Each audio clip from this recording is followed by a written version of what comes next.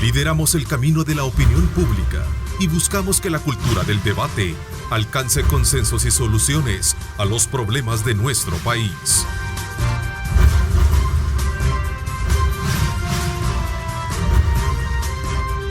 Diálogo con Ernesto López. Hola, ¿qué tal amigos? ¿Cómo están? Qué placer enorme saludarles a ustedes en esta preciosa mañana del lunes 27 de mayo.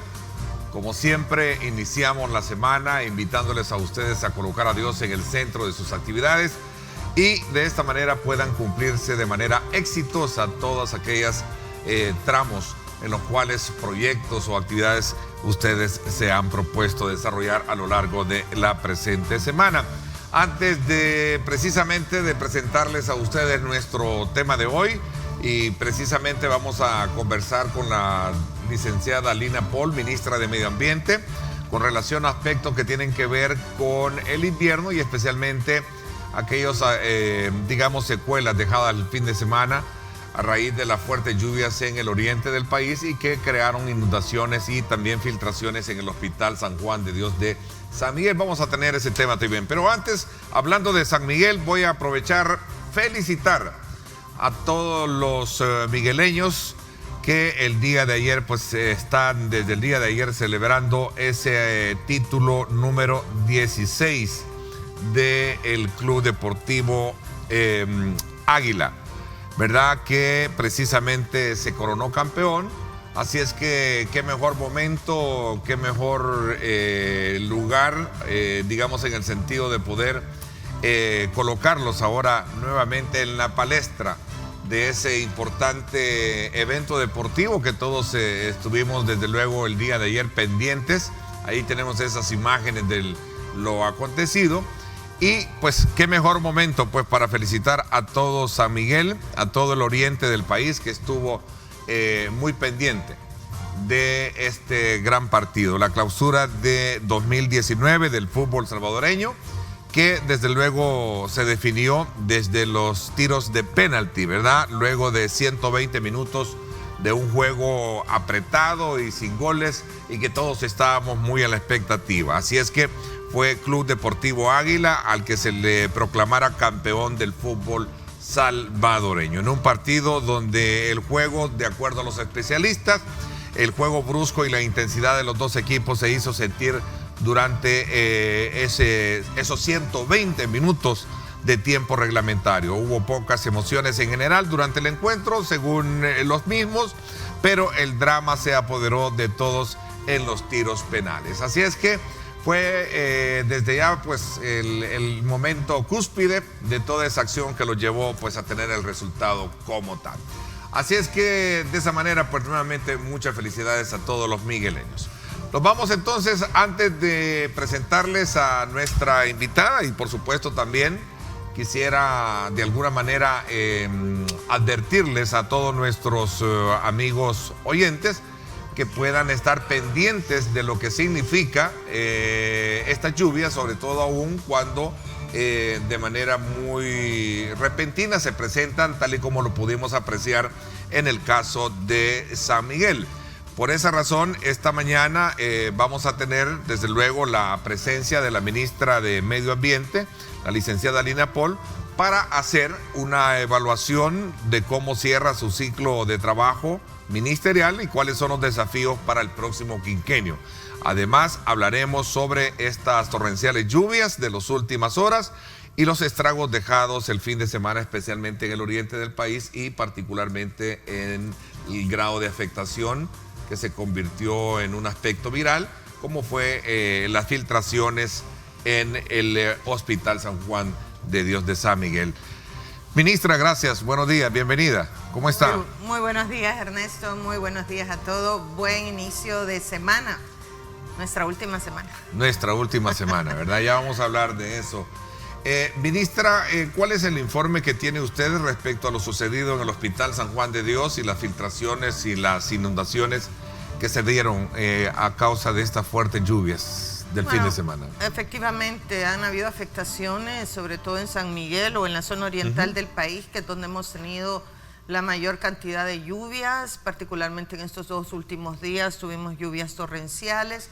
Ya habíamos anunciado nosotros que esta baja presión que está moviéndose entre Nicaragua, Guatemala y El Salvador nos traería muchas lluvias para estos días. Así fue, sobre todo en la zona oriental, porque la baja presión se está ubicando más hacia el lado de Nicaragua.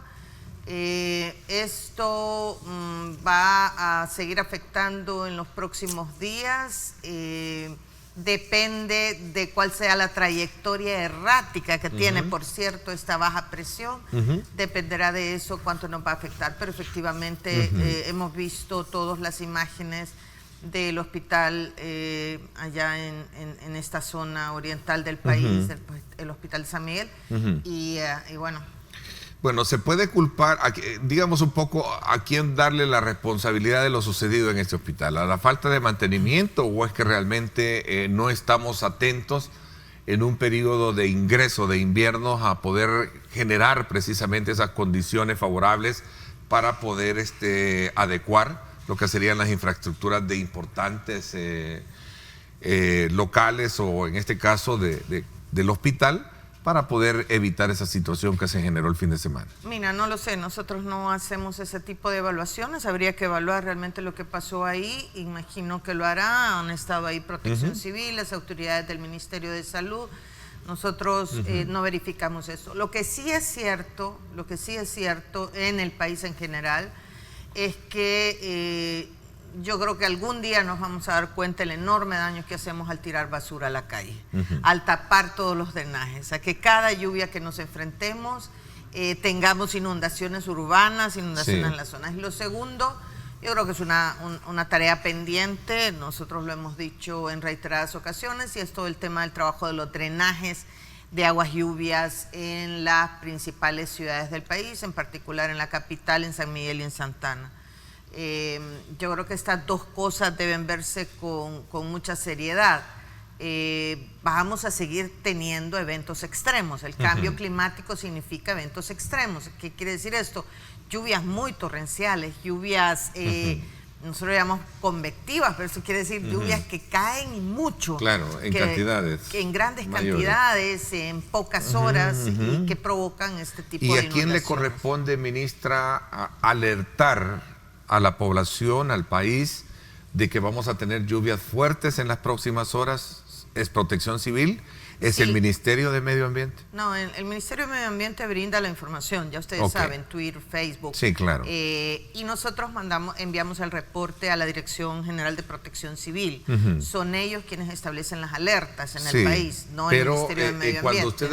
Cuando usted habla de la cantidad de agua que cae, ¿a quién le corresponde decirle, miren, vamos a tener, por decirle, perdóneme un poco el término, vamos a tener un aguacero? A nosotros. ¿Verdad? A nosotros. Y ustedes no pueden recomendarles a ellos, alerten a la población. No, son ellos los que tienen. Son ellos los que establecen. Y en esto quiero hacer mucho énfasis, porque, ojo, nosotros advertimos sobre esta baja presión, sobre que esta baja presión dejaría muchas lluvias al país. Y yo vi varios memes, que por cierto algunos... que le causan muchísima. No, a ver, la creatividad es extraordinaria. Este Firulais cubierto con capas y gorritos es fantástico. Pero bueno, vi algunos memes en donde decían, bueno, la ministra ha dicho que va a haber muchas lluvias, pero que se suspende la actividad hasta nuevo aviso. Sí. Entonces, claro, ese tipo de cosas hacen que la gente no esté pendiente de la información. Nosotros ese día habíamos dicho, cuidado, porque esta baja presión se está moviendo entre Nicaragua y Guatemala y puede generarnos muchos impactos. Y las advertencias del Ministerio de Medio Ambiente, los pronósticos que elabora el Ministerio de Medio Ambiente son para eso, para que uno esté alerta, para que uno diga, cuidado, se han pronosticado algunas lluvias, hay una baja presión que está entre Nicaragua y Guatemala, pero podría traernos lluvias, preparémonos, hagamos lo que tenemos que hacer. O sea, tomen con seriedad, bueno, no, sigan haciendo los memes que son lindos, pero tomen con seriedad esta información. Esta información es elaborada con mucho esfuerzo, es decir, se verifica en todas las estaciones de monitoreo que tenemos, y tenemos muchísimas. Somos el país que más tiene en el territorio, en términos de kilómetros cuadrados, el que más tiene estaciones de monitoreo de toda la región. Enviamos la información a Washington, verificamos la información con la NOAA, hacemos mucho trabajo de campo, nuestros observadores locales. Entonces, cuando hay un pronóstico, hay que tomarlo en serio. Hay que decir, ok, no llovió en estas horas porque la baja presión se ubicó más hacia Nicaragua, pero va a haber impactos. Vamos a tener que cuidarnos, vamos a tener que tomar las precauciones. Y lo otro es que nosotros dejamos al país, y esto es muy importante, un informe del estado de los riesgos y las vulnerabilidades, que supone la revisión de toda la infraestructura crítica del país, la infraestructura que realmente puede ser dañada ante los eventos extremos, y esto tiene que ser nuevamente tomado con mucha seriedad. La infraestructura va a estar en seria amenaza. Ese informe del estado de los riesgos y las vulnerabilidades, que es una producción nuestra, es del año 2018, tiene información extraordinaria para que usted pueda verificar ahí qué tipo de infraestructura puede estar amenazada bajo diferentes amenazas que El Salvador va a estar enfrentando. Tenemos ahí una imagen satelital del RANDIS, ¿verdad? Que creo que es una de las que da una mayor precisión. No la puedo ampliar un poco más desde acá, pero sí se ve que tenemos sistemas muy, digamos, muy predominantes. No sé si lo podemos mostrar, predominantes todavía geográficamente en este sector de la región centroamericana. Hablamos de Nicaragua y un poco nuestras costas, ministro. Absolutamente. Y esta baja presión que se mueve entre Guatemala y Nicaragua tiene probabilidades para esta semana y principios de la otra semana, digamos esta semana, sobre todo hasta el día domingo, de entrar a territorio, ya sea en Guatemala, en Nicaragua o en El Salvador. Y eso va a jalar nuestra zona de convergencia intertropical y a traernos más lluvias. Probablemente para la próxima semana. Y quiero hacer énfasis, probablemente. Esta es una baja muy errática. Esos son los pronósticos, son probabilidades. Yo creo que eso es bien importante que tenerlo presente. Pero, ministra, se puede evitar una situación, porque es bien delicado lo que pasó en San Miguel con el hospital, ¿no? Sobre todo cuando se trata de una unidad de cuidados intensivos y de atención precisamente para los pacientes, ¿no? No, claro. O sea, se puede tener la capacidad de exhortarle a todas aquellas instituciones de bien, como el caso de los hospitales, para prepararse con anticipación a los inviernos. Incluso esto nos puede llevar también a una reflexión muy personal, en el sentido de que en nuestras casas a veces también los canales o las canaletas están tapadas y después a la hora de los aguaceros se presentan estas situaciones. Que tengo la impresión que en el caso de San Miguel, porque no solo fue el hospital, fue la ciudad que sufrió también un colapso de inundaciones. Absolutamente. ¿No? Y yo de verdad quisiera hacer una reflexión enorme, de verdad. Yo ayer que no puedo decir que salí del partido porque no lo fui a ver, este partido que parece que, bueno, en los penaltis sufrieron mucho, pero cuando salí del partido y vi todas las calles, los autobuses que estaban ahí llevando a todos y todo alrededor lleno de basura que habían tirado todos saliendo del estadio, había una cantidad de basura. Y claro, bueno, usted es migueleña, ¿no? No, sí, pero no, a ver. ¿Tenía el corazón partido o tenía el corazón partido? No, tengo el corazón partido porque yo soy del Santa Tecla, ya sabes. Yo nací en Santa Tecla, pues en realidad mi familia era de San Miguel, pero en fin. Veía que realmente las secuelas que dejaba esto en la calle era suciedad completa. Era espantoso. Un aguacero, después de eso, ¿a dónde iba a ir a parar eso? Absolutamente. Y siempre estamos pensando, cuando vemos la basura en la calle, culpa del alcalde, culpa del gobierno, culpa de la ministra, ya van a sacar a Firulais tirando la basura y Y bueno, eso es lo que provoca estas grandes inundaciones. Nosotros creemos que no pasa nada si tiramos la basura a la calle, pero nos lamentamos cuando hay estas inundaciones, acusamos cuando hay estas inundaciones, y en realidad nosotros las hemos provocado, nosotros hemos tirado la basura a la calle. No sé cuándo este país va a entender que ya no es solo es un tema de saneamiento, es un tema de vida o muerte, porque se pone en riesgo la vida de las personas cuando esta infraestructura crítica falla. Y nuevamente el tema de sí, hay que hacer una revisión de la infraestructura fundamental en esto, salud, educación, toda esta infraestructura que bajo ninguna circunstancia puede fallar, bajo ninguna, para terremotos, cómo están las estructuras, para el tema de inundaciones, porque eso lo vamos a tener. El presidente electo Nayib Bukele en su momento se pronunció por lo que estaba pasando y pues él de alguna manera deja entrever, dejaron nuestro país en ruinas, que Dios los perdone. ¿Qué piensa? Mira, a ver, yo creo que desde el Ministerio de Medio Ambiente, que es lo que es mi expertise y lo que yo puedo hablar, francamente, a mí me parece absolutamente injusto, y más que injusto, está bien, para algunos puede ser un tema de justicia, pero me parece muy peligroso borrar el trabajo de 10 años. No cometamos el error de que es como que si queremos empezar de cero. Y eso no está bien.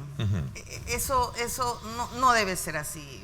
Por ejemplo, me gustó muchísimo las declaraciones de la embajadora que va a Naciones Unidas, la embajadora que va a Naciones Unidas, donde dice, mira, ahí hay un trabajo bien hecho, no voy a empezar de cero, vamos a empezar haciendo las cosas. Y esto no por reconocer algo de otros, es más, ya se ganó las elecciones, ya son gobierno, ya es un presidente electo. Lo que tenemos que hacer es reconocer los errores, sí, o las deficiencias, o los déficits, o los desafíos que se quedan, pero jamás no reconocer lo que se hizo durante 10 años. Todas estas, y en temas de salud, por ejemplo, no es solo un reconocimiento o una insistencia de este gobierno, es un reconocimiento a nivel internacional. Entonces, ¿hay fallos? Sí, sin duda. Okay. En ese tweet que posteaba el presidente electo, el énfasis, y se lo voy a mostrar, ahí está, por cierto, lo que en él era un poco en referencia a lo que estaba pasando en San Miguel, ¿no? O lo que había pasado en el caso del hospital de San Miguel. Por eso, yo creo que no hay que absolutizar. Hay un problema ahí, hay que resolverlo porque es una infraestructura crítica. No se puede tener de esa forma, pero de eso a decir que el país está en ruinas, o sea, yo creo que no lo vemos, nadie lo ve así. No voy a defender lo que ya hicimos durante estos 10 años.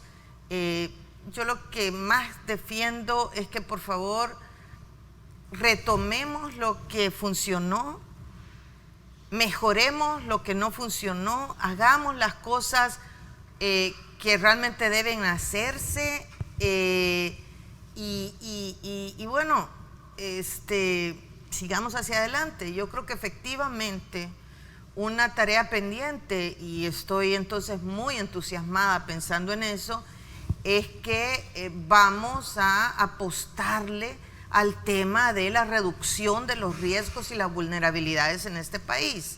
Yo no he oído hablar de eso hasta ahora en ningún lado, pero lo cierto es que tenemos que reducir las vulnerabilidades del país, tenemos que reducir los impactos que nos va a generar el cambio climático, tenemos que proteger nuestras inversiones críticas, tenemos que adaptarnos frente a eso, y me parece entonces que eso sí es algo que aplaudiré siempre, que le demos prioridades. Usted viene de 2 periodos ministeriales, ¿no? El anterior como viceministra y hoy como en los últimos 5 años como ministra.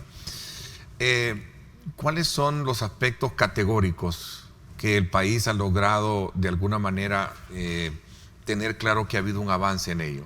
Porque en esto de la política medioambiental, se lo escucho decir a ustedes, los especialistas, que aquí tiene que pasar primero por tener un nivel de conciencia política del gobierno que llegue para poder establecer, pasa por lo unipersonal, es decir, cada quien también hacer su tarea, y por otro lado está el aspecto que tiene que ver con la educación, ¿no? Entonces, ¿qué es lo que hemos nosotros logrado tener en este tiempo? Antes, de alguna manera, saber qué es lo que nos viene por encima, pues, o sea, porque tenemos ahí los resultados. Claro. Miren, cuando nosotros llegamos al gobierno el 2009, y voy a hablar solo de hechos, no, y de hechos que usted puede comprobar. Cuando nosotros llegamos al gobierno el 2009, recibimos un informe de Naciones Unidas en donde nos ubicaba como el país más vulnerable del mundo. El país que más impactos tenía por los efectos del cambio climático, el país que más pérdidas económicas reportaba, el país que más muertes por estos efectos reportaba. Bueno, nosotros nos tomamos muy en serio esto. Generamos un observatorio ambiental que es francamente uno de los mejores a nivel de toda la región latinoamericana. Cuadruplicamos las estaciones de monitoreo. Nosotros creamos una red de radares meteorológicos. Construimos una red de observadores locales.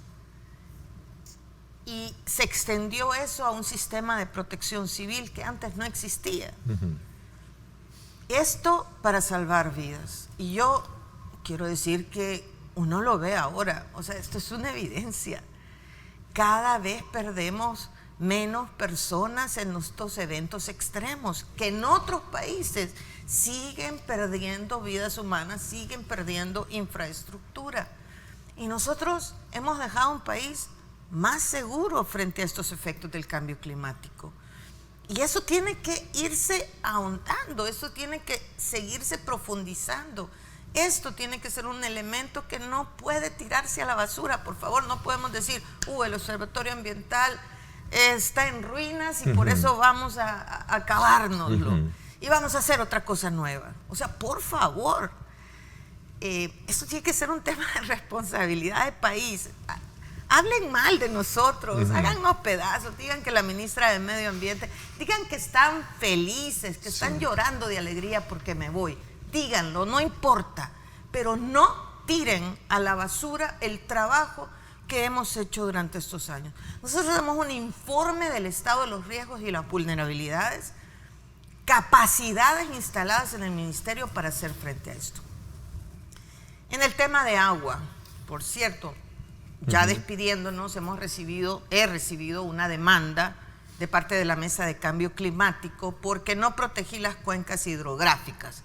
Y a mí me da risa porque es una demanda en realidad no contra mí, sino para ponerle e imponerle al siguiente gobierno una agenda de trabajo. Cuidado, dejemos al siguiente gobierno, así como el siguiente gobierno debería de respetar y de apreciar lo que se pueda apreciar del trabajo que se hizo. Así nosotros debemos respetar al siguiente gobierno y darle espacio para que plantee su propia política. La Mesa de Cambio Climático hace una demanda y el único resultado positivo que va a tener es que su servidora va a tener que pagar abogados, va a tener que poner dinero. Imagino que esa también era una ambición y sí, estoy muy triste porque voy a tener que poner de mi dinero y pagar a abogados. Pero en el tema de agua, construimos todas las herramientas que se requieren. Nunca antes este país sabía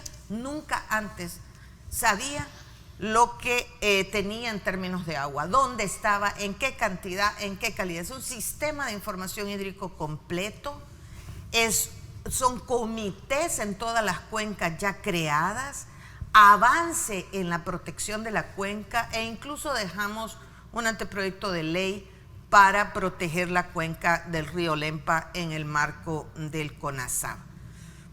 En términos de restauración, este trabajo no lo hicimos nosotros, le pedimos que lo hicieran otros, no porque no pudiéramos hacerlo, sino porque queríamos que realmente fuese unos datos que la gente pudiese confiar, que los actores pudiesen confiar.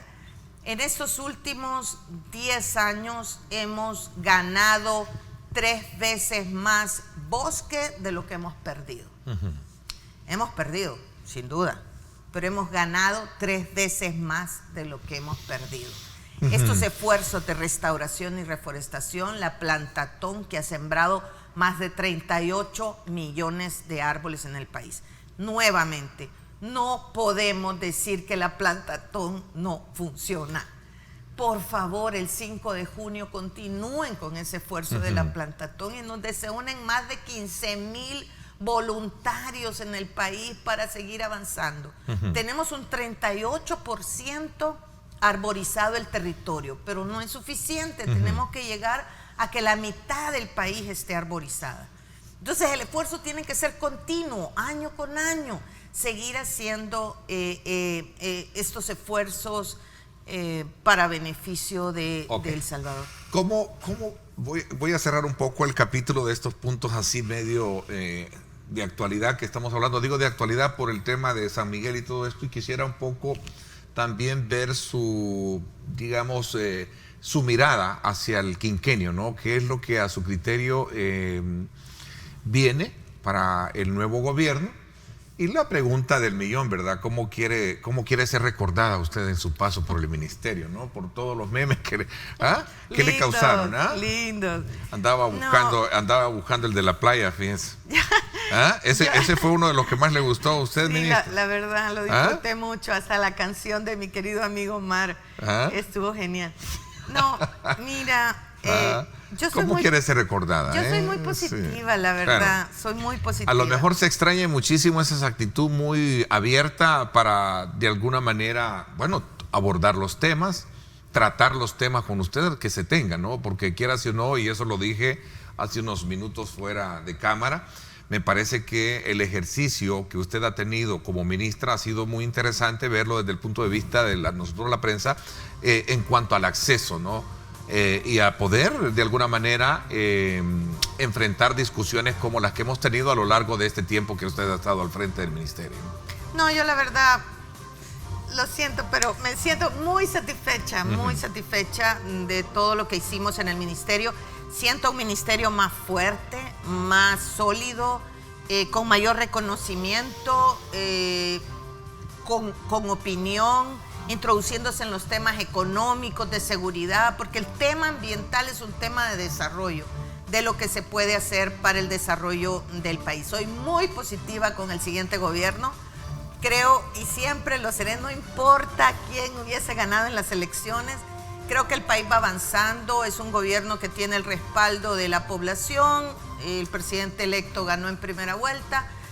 Personalmente le deseo lo mejor a mi colega o ministro o ministra de Medio Ambiente, sabe que contará conmigo para lo que sea.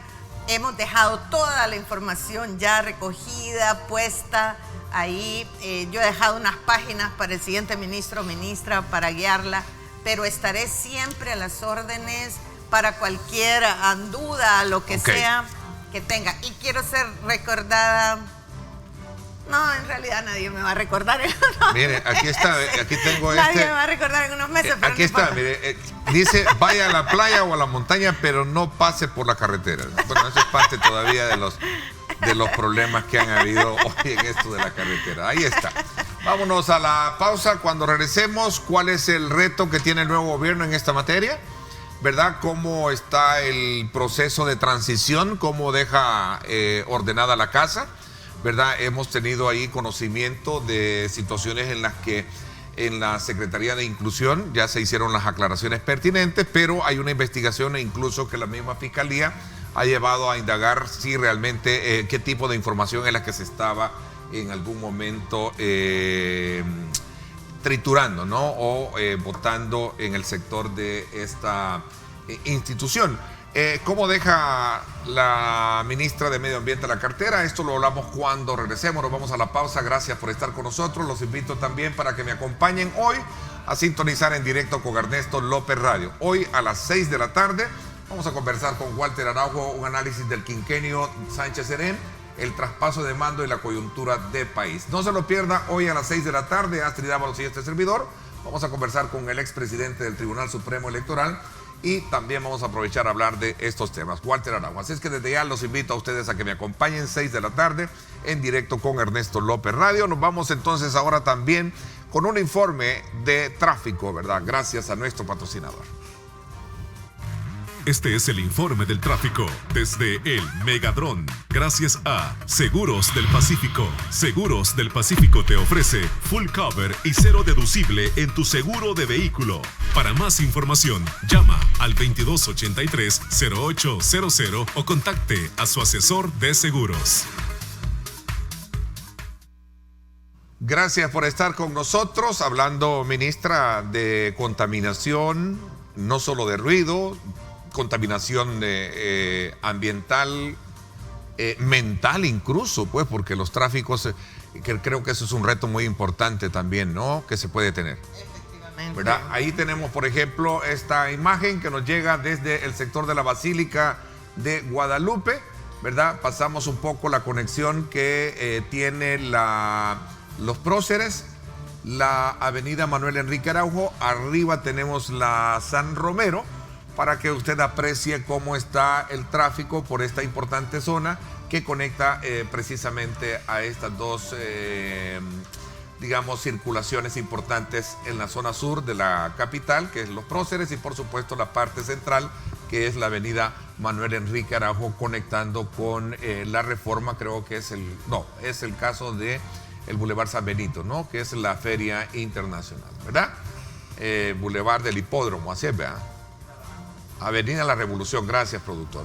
Así está el tráfico, así está el ambiente. Vamos a tener lluvias, como nos decía la ministra, ¿verdad?, según el ambiente que tenemos ahora a esta hora de la mañana. Vamos a la pausa.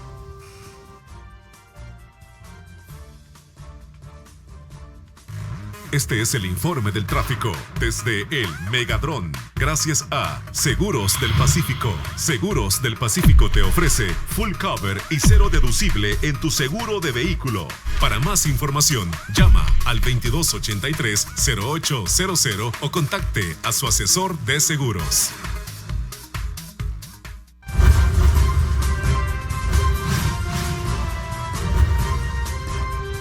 Diálogo con Ernesto López. Estás viendo Diálogo con Ernesto López.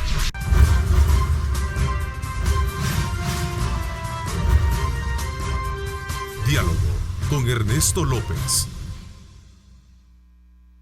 Gracias nuevamente por estar con nosotros en esta primera parte del programa. Vamos a continuar conversando con la ministra de Medio Ambiente, Lina Pol. En la segunda parte los invito a que me acompañen. Estará con nosotros Pedro Argumedo. Él es investigador del Departamento de Estudios Económicos de FUSADE, con quien vamos a hablar acerca sobre la economía del país, el reciente informe que dieron a conocer la semana pasada y las perspectivas para el nuevo quinquenio. A ver, ministra, decía de que en este momento de transición que vive el país, el tema del orden de cómo se deja la cartera es bien importante. Ha sido un poco lamentable y ha despertado mucha sospecha lo que ha sucedido con la Secretaría de Inclusión, donde esta semana se conoció precisamente de que se estaban deshaciendo de alguna información o archivos. Ya se aclararon pertinentemente de que es una información que está también ya debidamente registrada, pero lo cierto es que la pregunta es válida, ¿no? ¿Cómo queda el ministerio? ¿Cómo lo deja en ese sentido? ¿Ha habido ya una comisión pertinente que se ha acercado a trabajar con ustedes para llevar a cabo esto? Bueno, en realidad el ministerio desde octubre del año pasado está preparando ya toda la documentación. Esto porque nosotros no podíamos parar el trabajo hasta el 31 de mayo, que está mi administración, y el siguiente tiene que empezar a trabajar. Nosotros no podemos tomarnos el tiempo para eso y por eso tenía que ser un proceso bastante lento y bien sólido. Desde octubre del año pasado estamos preparando la información administrativa, la información financiera, toda la documentación de los programas, de los proyectos. Hay muchos proyectos que hemos gestionado en los últimos años, en los últimos 2 años. Mi preocupación central era poder dejar al siguiente ministro o ministra proyectos en marcha, porque nuestro presupuesto es muy pequeño y si realmente queremos hacer cosas debemos tener dinero de la cooperación para hacerla. Yo no tuve esa fortuna, no pude tener proyectos en marcha, financiados, tuvimos que ir en la marcha y quería realmente dejar en marcha. Por eso este día vamos a firmar el proyecto de $121 millones con el Fondo Verde del Clima a través de la FAO. La firma va a ser con la FAO y Cancillería de la República, porque bueno, es un proyecto que luchamos mucho, son muy pocos los países que han logrado tener financiamiento del Fondo Verde del Clima, nosotros hemos sido uno de ellos, estoy muy contenta de dejarle eso. Hicimos mucho trabajo para tener el proyecto del Fondo de Adaptación, son $20 millones. Entonces estamos dejando toda esa documentación para que un siguiente ministro o ministra realmente sepa con qué cuenta y acelerar oportunidades. Además que dejamos el Fondo Cooperativo para el Carbono de los Bosques, ya está abierto para el país. Nuevamente pocos países tienen acceso a eso y hay que pasar por un largo calvario de cosas que hay que hacer, preparaciones que hay que tener, documentos que hay que entregar. Es un documento que se llama en inglés R Package, en español será como paquete R, pero es toda la preparación que el país tiene que demostrar para tener acceso a esos fondos. Toda esta información se le deja al siguiente ministro o ministra. Hubiera sido muy importante para mí poder tener una conversación con esta persona para transmitir todo lo que se ha vivido, que es difícil ponerlo en unas páginas, sobre todo de los contactos internacionales, de qué puertas realmente tienen que tocar y que son más fáciles. ¿Le hubiese gustado reunirse para decirle qué hacer, no? Digamos, yo creo que es válido, así crean que lo que uno ha hecho no ha funcionado, es lo que se ha hecho durante estos 10 años, es en lo que ha estado el equipo de trabajo durante estos 10 años y creo que hubiese sido bueno conocer de esto. Insisto, hemos dejado todo por escrito, está ahí incluso unas 3 páginas mías escritas para el siguiente ministro o ministra y siempre con la disposición de que mi WhatsApp estará listo. Yo no voy a estar en el país, pero mi WhatsApp estará disponible para cualquier duda. Y en serio, mis buenos deseos. Yo creo que ya la madurez política debe llegar a este país, en el sentido de dejar de pelearnos, dejar de enterrarnos unos a otros y querer prevalecer unos sobre otros. La difamación, la calumnia y todo eso. O de calumniarse. Ministra, ¿dónde se va? ¿Dónde se va? Bueno, después. En realidad voy con un organismo de Naciones Unidas, pero todavía el país a donde voy tiene que dar su aval, su beneplácito, su visto bueno. Estamos en ese proceso. Yo muy contenta, en verdad muy satisfecha de lo que he hecho, muy contenta de enfrentar un nuevo reto. He dado todo lo que podía dar al país estos 10 años, pero siempre voy a estar pendiente, ayudando desde mi trinchera, desde donde esté, ayudando a este país que adoro, que quiero tanto. ¿Y cuál es digamos, la tarea mayor que va a enfrentar el nuevo? La tarea mayor. El tema, la aprobación de una ley de agua, que eso despertó y casi incendia este país, ¿no? Lo que pasó la vez pasada, aunque eso es desde luego una cancha, una pelota para la cancha legislativa, ¿no? Pero tiene que ver muchísimo. Yo creo que las elecciones en el Parlamento Europeo, por ejemplo, que han sido este fin de semana, las elecciones en Alemania, que para mí es un país al que admiro mucho, nos ayudaron muchísimo, y es una enorme potencia económica.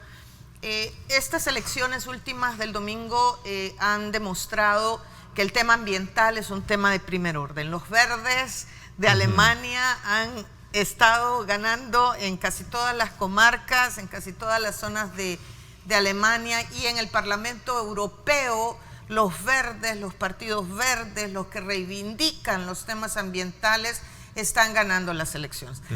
Yo creo que el ministro o ministra siguiente tendrá el enorme desafío de ir permeando en las otras instituciones de gobierno, permeando en la sociedad en general, que el tema ambiental es un tema central, que ya ningún estadista, si se presta de ser estadista, puede obviar el tema ambiental. Es un tema de desarrollo, es un tema de desarrollo económico, es un tema de desarrollo social. Entonces tendrá que estar presente. Yo estuve en el gabinete económico y vaya que estuve fastidiando a todos mis colegas del gabinete económico, insistiendo en eso. No se puede pensar en un desarrollo si no es en un desarrollo económico, en un crecimiento económico, si no es basado en la sustentabilidad. Si no, seguiremos perdiendo como perdemos en los eventos extremos, que nosotros los perdemos cada vez menos, pero seguiremos perdiendo en estos eventos extremos. Tiene el tema del agua. El tema del agua es un tema de preocupación, porque aquí seguimos pensando que tenemos mucha agua y no la tenemos. Al menos no la tenemos disponible y no para satisfacer todas las demandas. Y vamos a empezar a ver conflictos. El Plan Nacional de Gestión Integrada del Recurso Hídrico dice para el 2022 el 80% del territorio va a estar en estrés hídrico. Es decir, no va a poder tener el agua suficiente para todos los usos. Eso es un tema que la siguiente ministra o ministro tiene que centrarse, tiene que hacerle énfasis. Hay una autocrítica, hay algo que usted de alguna manera prometió o se propuso y no se cumplió. Sí, dos cosas básicamente. Uno es el tema de calidad de aire. Nosotros creamos toda una red de monitoreo de calidad de aire para que se tomaran las medidas que nunca se tomaron, que no dependían de mí. Para la ciudadanía da igual. Cuando hablamos de la importación de combustible, de alguna manera se manejó una información de que todas estas importaciones que se hacían a través de la empresa Alba Petróleo habían contado con ciertos parámetros complacientes de parte del ministerio para de alguna manera no cumplir con esa regla. Bueno, ¿Es cierto eso? Nosotros no aprobamos eso, por eso yo no puedo decir quién no trae al país o quién trae al país combustible alto o bajo en azufre, porque no somos nosotros, es la Dirección de Minas e Hidrocarburos que verifica esas condiciones, y a mí nunca me gusta hablar de algo que no me consta, que no verifico. Lo que es cierto es que no se cumplió, no hay combustible bajo en azufre en su totalidad en el país, y eso es un factor contaminante. Ya habíamos hecho un acuerdo para el 2017, se extendió y se dijo que el acuerdo entraría en vigencia en abril del 2019 y todavía no hemos visto que el acuerdo entre en vigencia. Los autobuses contaminantes no han salido de circulación, siguen contaminando. El cambio de motores de esos autobuses no lo hemos visto. Nosotros hemos dejado ya una reforma a la Ley de Transporte Terrestre que está siendo discutida en la Asamblea Legislativa, gracias al diputado David Reyes, que la introdujo como una pieza a la Asamblea, y nosotros esperamos que realmente tengamos un resultado positivo, que la Asamblea Legislativa finalmente apruebe algo que es esencial. Sin embargo, voy muy triste, muy insatisfecha de que eso no se haya dado en mi administración. Lo segundo, creo, el tema obviamente de la Ley General de Aguas y de poder de una vez por todas ordenar esto. Construimos todos los instrumentos para que aprobaran la ley y no lo hicieron, no aprobaron una Ley General de Aguas. Voy muy insatisfecha, a pesar de todos los esfuerzos que hicimos con el tema de basura, de desechos sólidos, de residuos sólidos. En eso va a tener que avanzar mucho más la siguiente administración. Nuevamente hay un anteproyecto de ley en la Asamblea Legislativa. Tiene enormes desafíos, ahí dejamos y señalamos todos esos enormes desafíos que dejan. Creo que un gran desafío es poder establecer estos estándares de calidad ambiental, que no lo logramos hacer, pero que dejamos sentadas las bases para hacerlo. para hacer los ecoetiquetados, los sellos verdes, esto que va a favorecer. Okay. El tiempo se me fue. Quiero agradecerle a título personal y de todo el equipo de Diálogo, y por supuesto por esa apertura que siempre tuvimos con usted para hacer un abordaje de estos temas que sin duda alguna representan como la tarea más grande que involucra no solo al Estado como tal, sino que nosotros mismos, para poder también dar los aportes pertinentes. Así es que muchísimas gracias por habernos acompañado. Vamos a tener la oportunidad, espero, si existiese el momento, de poder siempre contar con usted para poder comprender bien los desafíos que vienen para adelante. A las órdenes. Yo, como esta es mi última entrevista, quisiera agradecer enormemente a toda la gente que nos apoyó, a la gente que nos criticó también, porque eso nos ayuda a seguir caminando. Y quiero implorarles un apoyo enorme a la siguiente ministro o ministra de Medio Ambiente, porque este tema debe ser un tema que tiene que estar puesto en agenda a nivel nacional, tiene que tener todo el apoyo. Así es que muchísimas gracias, y muchísimas gracias a la prensa. Creo que han sido nuestros grandes aliados, al Canal 21 en particular, grandes aliados, Ernesto, porque la palabra te tiene que llevar a todos los rincones, claro, y ustedes nos han ayudado a esto. Muchas gracias a todos los salvadoreños y salvadoreñas por su apoyo, y fue un enorme, enorme placer servir a mi país. Y téngalo por seguro que la vamos a recordar siempre por los memes, ¿verdad? Sin duda, ojalá. Siempre con una sonrisa, porque ya dejemos de pelearnos. Construyamos juntos, riamos, disfrutemos. La vida es demasiado corta para poder desperdiciarla en eso. Efectivamente. Así es que cuando tiemble, váyase a la playa, váyase a la montaña, ¿verdad? Por favor. Por favor. Vamos a la pausa, gracias, y regresamos con un análisis económico de país con Pedro Argumedo, investigador de FUSADES.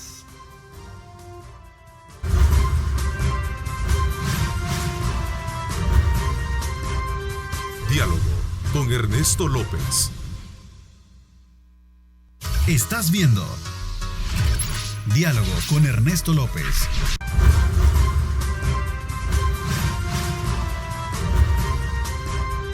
Diálogo con Ernesto López.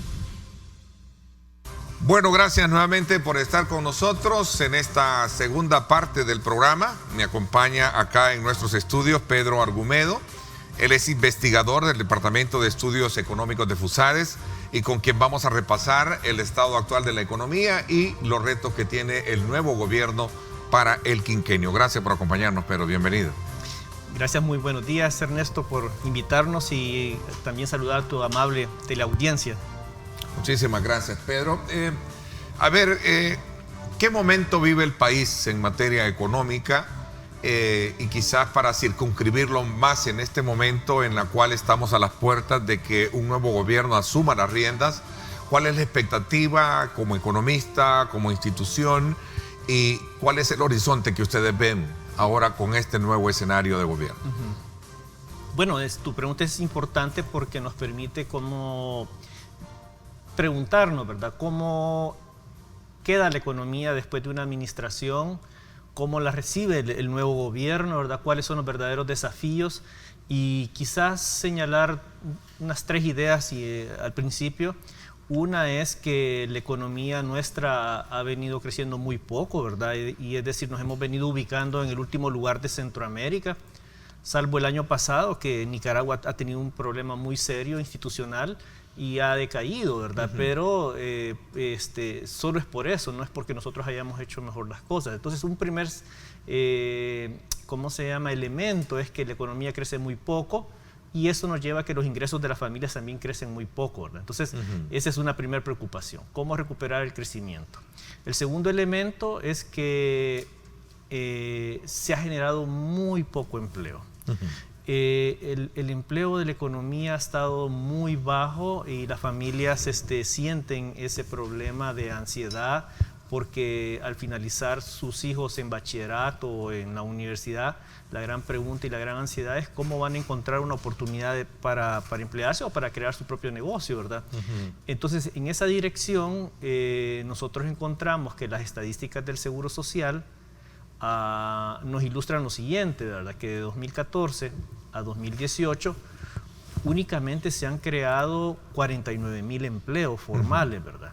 O sea, la importancia es que esta economía debe crear por año 55,000 empleos formales, porque es la cantidad de jóvenes que ingresan a buscar empleo dado nuestra estructura demográfica, ¿verdad? Tenemos un bono demográfico, tenemos la gran oportunidad que muchos jóvenes se incorporan al mercado laboral, pero desafortunadamente las condiciones y el entorno ha estado muy deteriorado para crear esas oportunidades. Así que venimos de lento crecimiento, carencia en la generación de empleo y una muy baja tasa de inversión, ¿verdad? Sin inversión no hay empleo. Entonces, nuestra inversión ha sido bien baja. Somos de los más bajos en Centroamérica. Y hay un problema de que por más de 8 años, por más de 10 años, de acuerdo a encuestas que les realizamos a los empresarios nos muestran de que el clima de inversión ha sido adverso, ¿verdad? Entonces, que el clima de inversión sea adverso es que ahorita hago una inversión, pero no sé si a futuro las cosas van a cambiar y esos cambios me van a dejar sin rentabilidad el negocio y voy a tener que cerrar o quebrar. Entonces, esa incertidumbre hace de que la inversión se mantenga contraída, que los sectores productivos no inviertan y tampoco haya inversión extranjera directa, ¿verdad?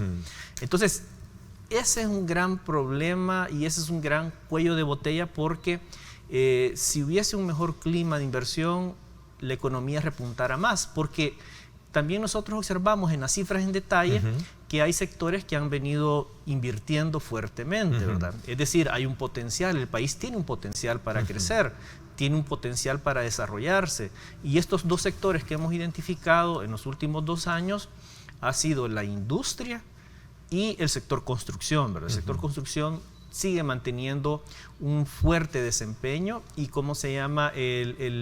creemos de que eso lo que nos ilustra es que hay un potencial de la economía para crecer. Pero ¿qué pasaría si lo extendiéramos a todo, ¿verdad? Por ejemplo, en la gráfica que está en la pantalla ahorita, es cómo ha sido el desempeño del sector construcción hasta marzo de 2019. Y el sector construcción está creciendo a tasas de crédito del 32%. Es una tasa muy altísima, ¿verdad? Y está creciendo en la construcción de edificios, industria y comercio. El segundo numeral está creciendo en urbanización de terrenos, es decir, que se está haciendo toda la terracería para nuevas construcciones y crece a 18.9%. En viviendas está creciendo a 67%, y lo que es la industria de hoteles y similares se expande el crédito a 63%. Pedro, nosotros al conocer esta gráfica que tenemos al aire, si esos indicadores se mostraran en todos los rubros, otro gallo nos cantara. Todas las familias estarían contentas, con mucho dinero en sus bolsillos, muchos jóvenes estarían, estudiando, comprando casas, haciendo una... Poca inversión, poca generación de empleo, lento crecimiento. Son las 3 cosas que en algún momento, predominan en una valoración del estatus económico actual, de los últimos... Sí. de los últimos 10 años. 10 años. Y un último elemento es que, como en una casa, ¿verdad? Que si en una casa no crecen los ingresos y las deudas van creciendo, la ansiedad es mayor, ¿verdad? Entonces, en la parte de las finanzas públicas, lo que tenemos es un Estado con un alto endeudamiento, con un 70% de endeudamiento. Entonces, el margen para tomar nuevo financiamiento, para hacer nuevas cosas, está bien limitado. Siguen siendo limitados. El gobierno, dentro de su partida de presupuesto, tiene desde luego una carpeta de inversión, que es la inversión pública, ¿no? Sí. Que también es estimulante, digamos, al tema de la economía como tal. Y esta, de alguna manera, por los problemas fiscales, no lo hemos tenido.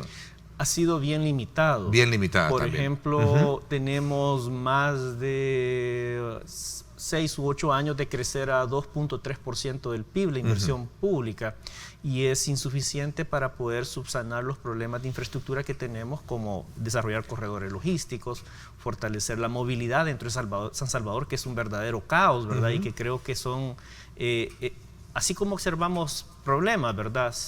Al darle la vuelta a la moneda, es un área de oportunidad para que la nueva administración pueda enrumbar la economía a un mayor desempeño, porque si, como sucede en los hogares, si el ingreso del hogar crece, ese ingreso se puede convertir en pagar las deudas, reducir el endeudamiento y aumentar el flujo para otros pagos o otras inversiones en educación, salud, ¿verdad?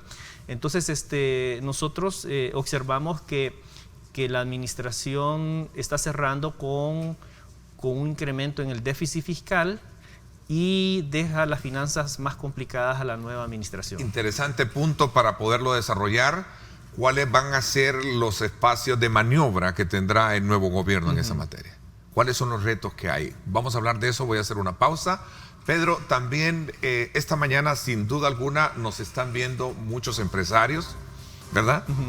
Aquellos que le apuestan muchísimo a la generación de empleo, a la generación de esa dinámica, ¿no? Que el país debería de tener.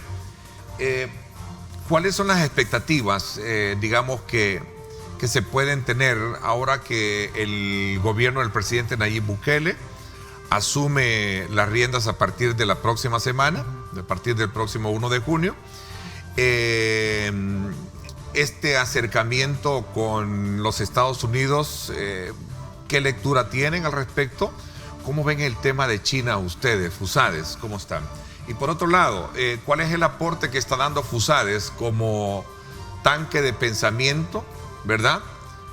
Hacia la composición del nuevo gabinete de gobierno del presidente Nayib Bukele.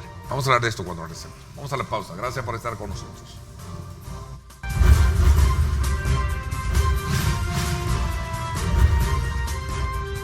Diálogo con Ernesto López. Estás viendo Diálogo con Ernesto López.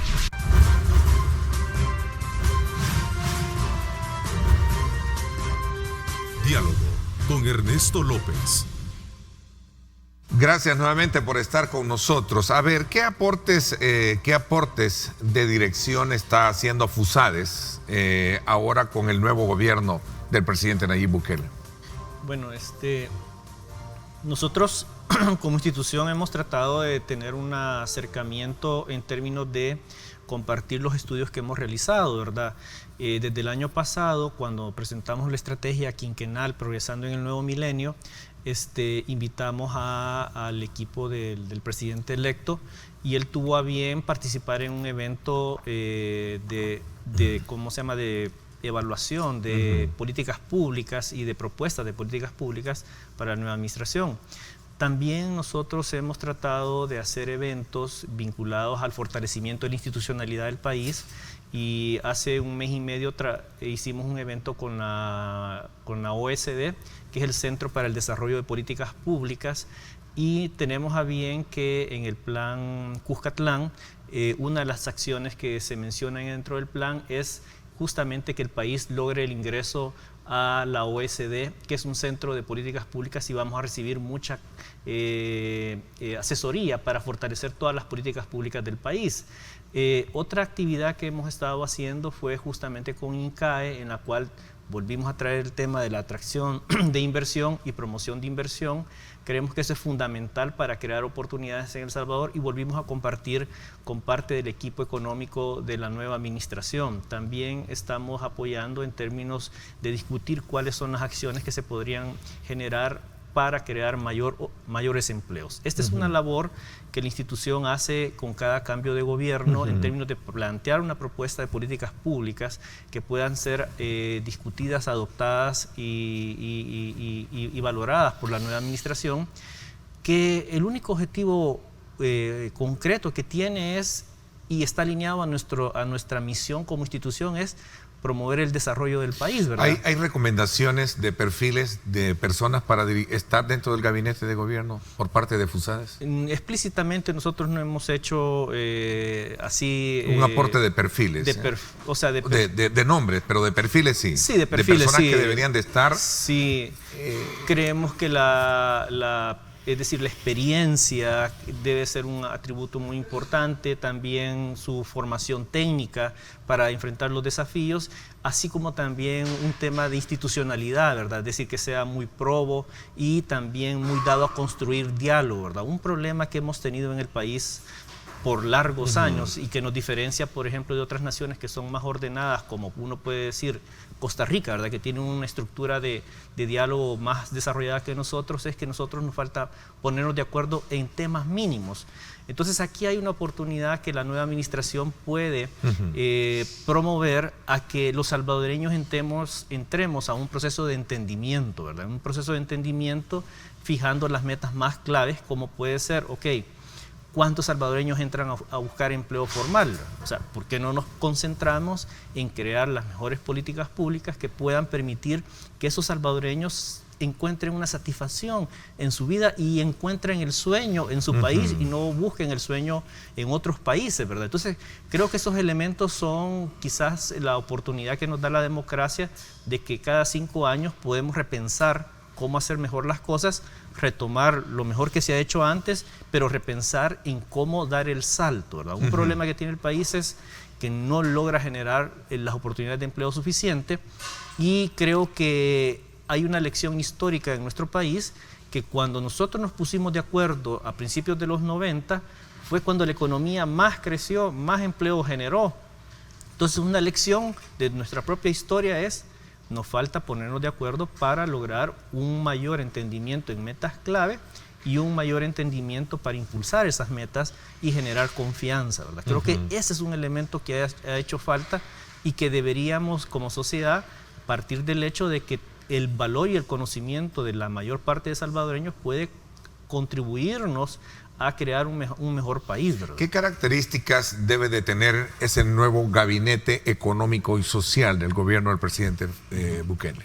Creo que es muy importante. Una característica creo que fundamental es la capacidad de construir puentes de diálogo entre diferentes sectores, entre el sector académico, el sector empresarial y el sector público, para construir una agenda mínima. Creo que esa es una parte importante porque eso reduciría la incertidumbre, ¿verdad? Hemos pasado por un largo periodo de incertidumbre. Uno puede revisar encuestas de diferentes universidades, de casas encuestadoras, y lo que nota es que la población salvadoreña ve que el país no tiene un buen rumbo, una buena dirección, y eso se traduce en mala calidad de vida y en un mal desempeño de las instituciones.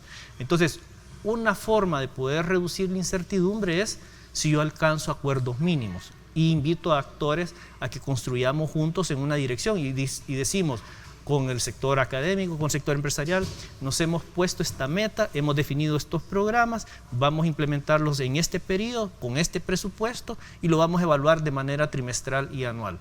Y les rendimos cuentas a la población de cómo estamos avanzando para enfrentar el problema. Pero es un problema de la sociedad salvadoreña, no es un problema de que el gobierno viene a resolver como ungido, ¿verdad? Sino que tenemos que dar el paso como sociedad democrática a que construimos todos juntos. Y creo que ese ha sido el gran lastre de nuestro país y que nos ha servido como crear barreras y muros para que no podamos avanzar todos juntos. Entonces, una gran oportunidad de distensión entre visiones diferentes de cómo ver el desarrollo que ha tenido el país en los 20 años atrás, unos 30 años atrás, es la oportunidad de que llegue un nuevo actor a construir agenda sobre los elementos estratégicos del país. Tener la capacidad de articular entendimientos que le generen estabilidad en el ámbito político, jurídico al país. Y es bien clave en el caso sui generis del nuevo presidente porque no tiene un contingente de diputados en la Asamblea Legislativa para aprobar reformas o leyes. Entonces, lo que él puede hacer es mejor aprovechar este momento, lograr consensos, lograr un conjunto de medidas que sean razonablemente viables y que éstas gocen del respaldo y el apoyo en la Asamblea Legislativa para que el país camine en un buen rumbo. ¿Y esa es una ventaja o es una desventaja, de alguna manera, no tener ese control y actuar de manera per se con ese liderazgo que debe distinguir a un presidente? ¿Es una ventaja o una desventaja? Bueno, si lo vemos como país, es en realidad una desventaja media, ¿verdad? Porque le obliga a hacer un diálogo más profundo y que puede ser más largo, ¿verdad? Claro. De implementación, ¿verdad? Ahora, como partido en el gobierno es una gran desventaja, una gran desventaja porque su agenda que ha planteado realizar va a estar sujeta a cambios en función que va a tener que ceder a actores en la Asamblea Legislativa para hacer otras políticas, ¿verdad? Entonces, ya no es tanto su agenda, sino que la agenda que él logra negociar en la Asamblea Legislativa, ¿verdad? Ahora, él lo puede hacer de manera unilateral o la forma más estratégica y más sostenible es que logre un acuerdo con el sector académico y empresarial, establezca una agenda, defina financiamientos necesarios para desarrollar el país y sus diferentes áreas geográficas, y eso lo lleve a la Asamblea convertido en préstamos, ¿verdad? Y en préstamos que le van a ayudar a financiar ciertas operaciones para mejorar la calidad de vida. Y la Asamblea va a tener, por decirlo así, una presión extra, porque hay actores académicos y empresariales que apoyan esa agenda y que es más difícil que la Asamblea le diga que no a un acuerdo público-privado, ¿verdad? Yo creo que ese es un elemento importante, pero detrás de ese acuerdo público-privado debemos de tener en cuenta de que es una forma de ponernos de acuerdo, algo que nos ha hecho falta y algo bien importante para poder alcanzar ciertas metas claves, como puede ser crear esos 55,000 empleos formales, también reducir el enorme endeudamiento, ¿verdad? Tenemos una deuda de 70%. ¿Qué nos sucedería si tuviéramos una catástrofe natural?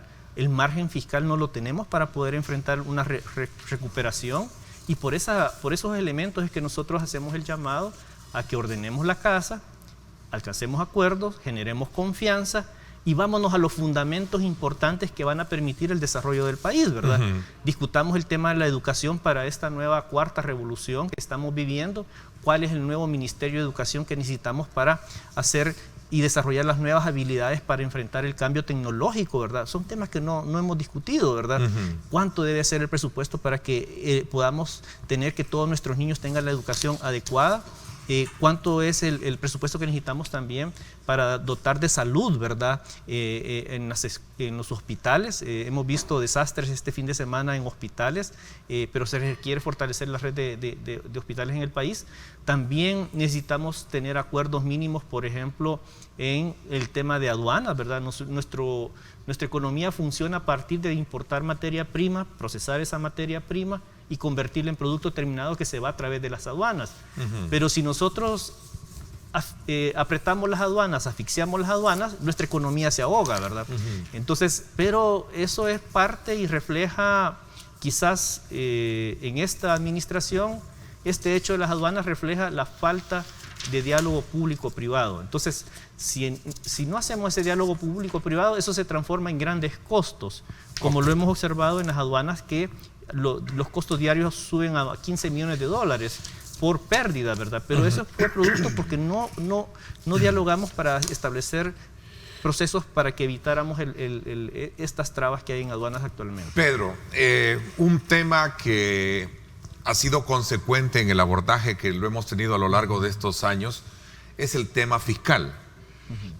¿Cuáles son, de alguna manera, a partir de ese diagnóstico que en algún momento se proyecta y se dice, pues, de las grandes complejidades que tiene el país? Una de las grandes complejidades que tiene el país es el problema fiscal. Para honrar sus deudas, para cumplir con su agenda social, y se habla desde luego de lo que debe de hacerse, que muy pocas veces les gusta a los políticos hablar de ello, y es el tema de los ajustes, ¿verdad? Hay quienes creen que a raíz de todo ese diagnóstico no tan promisorio que tenemos nosotros, el país sí va a tener que hacer ajustes, el nuevo gobierno va a tener que hacer ajustes en esa materia. Me gustaría conocer tu lectura como economista y cómo ustedes examinan también esa parte recomendatoria que hacen organismos internacionales para lograr sanear las finanzas públicas en primer lugar y generar esa robustez que todo gobierno busca para poder desarrollar su agenda social, ¿no? Así es que hablamos de esto cuando regresemos. Vamos a la pausa. Gracias por estar con nosotros. Son las 7:48 minutos.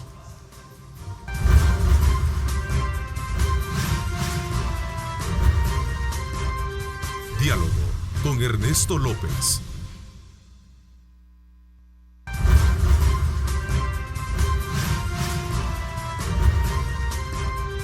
Diálogo con Ernesto López. El futuro es imaginar, es pensar en grande. Prepárate hoy, estudia en la UFG y amplía tus oportunidades. UFG, tecnología, innovación y calidad. Gracias por estar con nosotros. A ver, Pedro, el tema del ajuste, de un ajuste fiscal para el país, ¿es una realidad o es un método contemplativo si no logramos hacer tareas internas? No, un problema o sea, cómo observar el tema fiscal y por qué nos debe llamar la atención, quizás para ponerlo un poco, hacer una analogía que permita ponerlo de un tema complejo un poco más fácil, es que supongamos una familia en un hogar salvadoreño que tiene un patrón de gastos y que cada año la deuda crece cada año de manera continua y empezó con una deuda de 40% de todo lo que recibe en el año y ahora su deuda ha llegado hasta 70% en menos de 5 años. Entonces, con ese problema es hasta dónde va a llegar la deuda hacia adelante, ¿verdad? O sea, probablemente puede llegar a 80% en los próximos años y el tema es que si le van a prestar porque está endeudándose demasiado y no va a poder pagar a los proveedores. Entonces, creo que esa situación es esa que se puede presentar en una familia, es la que se le presenta al Estado. El Estado tiene una deuda del 70% del PIB. Por ejemplo, lo que está pagando el Estado en términos de tasa de interés por toda esa deuda es mayor al presupuesto de educación. Entonces, estamos gastando una gran cantidad de recursos en intereses y el problema es que como en una familia, ¿verdad? Si la familia se endeudó para pagar la educación de sus hijos, hay un potencial de crecimiento futuro, de ingreso, porque los hijos van a tener educación y van a poderse emplear en el mercado laboral, ¿verdad? O crear su propio negocio. Pero si esa deuda es producto de que se lo gastó en fiestas, o sea, para pagar la deuda hacia adelante no tiene espacio, ¿verdad? Entonces, buena parte de la deuda que hemos tenido en el sector público es que ha sido para gasto corriente, no para crear mucha infraestructura. Entonces, eso nos pone en luces alertas de que necesitamos hacer un ajuste en nuestro patrón de gastos, como lo haría cualquier familia. Ahora, ¿cómo hacerlo? ¿Cómo hacerlo de la mejor manera? Entonces, aquí hay una variedad de opciones, ¿verdad? Y recientemente el Fondo Monetario publicó la revisión del artículo 4 y ellos plantean un ajuste de 2% en las finanzas públicas, que es más o menos lo que se planteó en la Ley de Responsabilidad Fiscal que fue firmada en 2016. Sí. Y que no se ha cumplido. Como tú mencionás, los políticos son bien reacios a hablar del ajuste, ¿verdad? Pero lo que hace es que la economía se complica más. Ahora bien, ¿cuáles podrían ser unas medidas? Y ahí viene un ordenamiento estratégico. Y como sucede en una familia, ¿verdad? O sea, uno comienza a reducir los gastos en aquellos gastos superfluos e innecesarios, ¿verdad? Por ejemplo, el que hayan flotas de carros para funcionarios públicos y carros del año y todo eso, creo que eso se debe de recortar. Y no debemos de volver a tener grandes caravanas de carros de funcionarios porque eso es puro gasto corriente. O sea, la gente lo que necesita es inversión en infraestructura. Entonces, ahí hay un tema muy importante de eficiencia del gasto público. El otro elemento es cómo se contratan los funcionarios, ¿verdad? Hemos visto en los últimos meses que desafortunadamente la administración actual ha estado dándole plazas permanentes a muchos asesores que tenían en diferentes carteras del Estado. Eso no debe de ser, porque está dejando personas que son afines a un partido político, pero no afines a la tarea técnica que debe de hacer, porque es un funcionario público que nos sirve a la sociedad salvadoreña, no al partido. Entonces ahí hay un tema para una gran oportunidad de hacer una reforma en la ley de servicio público, que es de 1955. Entonces en el Estado salvadoreño deben de estar los profesionales que tienen mayor vocación de servicio público, que pueden ser evaluados de manera regular y que pasan por procesos de contratación transparentes, ¿verdad? La aprobación de un incremento del 2% a la ley FODES pone todavía mucho más en aprieto esa capacidad de maniobra que va a tener el gobierno con su presupuesto. Subsiguiente, porque no es sino que es el otro. Ajá. Sí, esa fue una medida bastante, en la forma que se dio, desafortunada. O sea, desafortunada en la forma que se dio. Ahora, creo que en la institución nosotros somos promotores del desarrollo local, ¿verdad? Es un gran reto que tiene el país. Si El Salvador es desarrollado, va a ser desarrollado porque todas sus partes son desarrolladas, ¿verdad? Entonces ese es un punto y un gran desafío para llevar el desarrollo como instrumentos como el FODES. Ahora, el problema del FODES es que carece de rendición de cuentas. Se estableció que en la ley el 75% de sus recursos era para inversión. Al contrario, es decir, solo 4 alcaldías en 2015 cumplían con esa norma, ¿verdad? Y muchas alcaldías se han endeudado y usan el FODES para gasto corriente. Entonces había que hacer una revisión del FODES preliminarmente para ver cómo se está usando. Hay alcaldes que ganan miles de dólares y son en municipios muy pequeños, en donde uno dice, bueno, ¿y por qué le paga tantos miles de dólares? Y no hay pocos servicios públicos, ¿verdad? Entonces hay que revisar el FODES de manera completa para reasignar fondos mayores, ¿verdad? Pero si viene y le da 2% adicional al FODES sin corregir los problemas que hay internamente en el FODES, es como estar premiando el desorden, ¿verdad? Y ya vimos que el país tiene muy pocos recursos. Y luego esta forma de hacerlo, de atar de manos a la próxima administración, creo que no fue lo más, o sea, no es una buena señal para construir un país, ¿verdad? Y sobre todo cuando se trata de medir los alcances políticos y electorales que a lo mejor esta medida pudo haber tenido, sí, ¿no? Y sin que duda. en algún momento pues se circunscribe sobre la base de que es el brazo territorial que tienen los partidos políticos, ¿no? Sí. En los departamentos. Pero bueno, el punto acá es cómo lograr que este FODES logre capitalizarse para tal fin, es decir, para desarrollar obras específicas en los municipios. A ver, por cuestiones de tiempo, porque ya se nos fue Pedro, se nos terminó el tiempo, me gustaría de alguna manera, ¿qué reflexión esperan ustedes como FUSADES o que tienen ustedes como FUSADES para poder, digamos, estar, digamos, a la expectativa o conscientes de lo que viene con el nuevo gobierno? Sí, nosotros creemos de que debe haber y continuar este proceso de que se han ido nombrando funcionarios públicos para diferentes carteras, funcionarios con muy buen perfil. Creo que eso debe continuar en las carteras económicas. Nos falta instituciones como CEL, CEPA, que deben de tener técnicos muy buenos en esas instituciones. También debe haber un proceso de construcción, de diálogo con el sector empresarial y académico para poder dar certidumbre nacional y promover un mejor clima de inversión. Okay. ¿Verdad? China debe continuarse con China. Debe haber un proceso de transparentar lo que hubo con China, porque no fue la mejor manera de llegar a un país de manera Pero oscura. No se debe de ignorar a China. No se debe de ignorar porque es un gran actor global, pero debe hacerlo transparente y, y estableciendo todo sobre la mesa, no bajo la mesa. Creo que esa fue una mala entrada y hay espacio para que se recupere esa forma de entrar al país. Qué interesante el punto. Pedro, te agradezco muchísimo que siempre esté FUSADES atentos a poder compartir con nosotros estos ángulos de país que sin duda alguna son importantes para generar esa confianza de aquellos empresarios, de aquellos padres de familia que están esperando en el nuevo gobierno las oportunidades que se puedan generar para que sus hijos puedan tener desde luego trabajo. Así es que gracias por los aportes que nos has dado esta mañana. Gracias a ti por la invitación y a la amable teleaudiencia. Por mi parte, esto es todo por hoy. Los espero en radio, 6 de la tarde. Interesante el análisis que vamos a tener. Recuerde a las 6 de la tarde sintonizar en directo con Ernesto López Radio. Gracias, pásenla bien.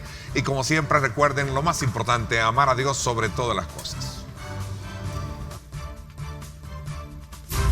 Lideramos el camino de la opinión pública y buscamos que la cultura del debate alcance consensos y soluciones a los problemas de nuestro país.